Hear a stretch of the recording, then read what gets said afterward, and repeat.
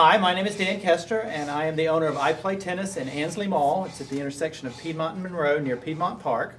And I want to talk to you a little bit about strings. It's one of the most neglected parts of our equipment, and most people don't realize that how important it is, because it is the only part of your equipment that actually touches the tennis ball. So your game can be dramatically changed based on the type of strings that you use. Okay, good, Mike. How are you? So the differences in extremes in strings can be seen in this package. This is a hybrid package. On one extreme you have polyester strings, which are monofilament strings. They are designed for durability. They don't give a lot, so the downside is that they are a bit more uncomfortable. So they don't absorb the vibration, so they're a little bit harder on your arm. The other extreme are multi-filament strings, and you see all the little fibers of the string will grab hold of the ball, so you get a lot more control and you get a lot of comfort because those fibers then absorb the vibration. And then you have everything in between. Strings like a synthetic gut or a combination of both strings in one. You get a solid center core, and then it's wrapped in multi-filaments. So you get a little bit of durability, and you get a little bit of playability. It's not high on either extreme of durability or playability, and that's why it's considered an all-around playable string. All string manufacturers have versions of those strings. So you have synthetic guts, you have multi-filament strings, and you have polyester strings. There are some specialty strings that are designed for spin, for example. A string like the Luxilon ALU Rough is a textured string. It has a ridge that rolls around the entire string. It's designed for someone that hits with a lot of topspin to enhance the spin.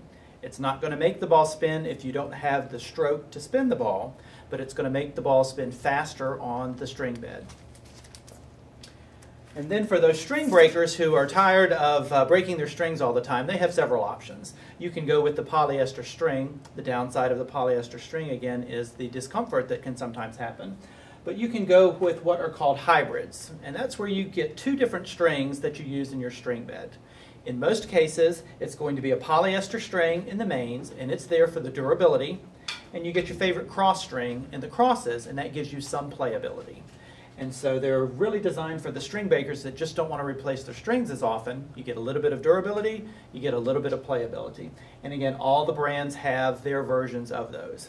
So synthetic guts, kind of middle of the road. Your multi-filament strings are designed for comfort and control. Your polyester strings are designed for durability. And based on your game, you have to understand that maybe what your favorite player uses is not necessarily right for your game. So do some experimenting and find the string that's right for you.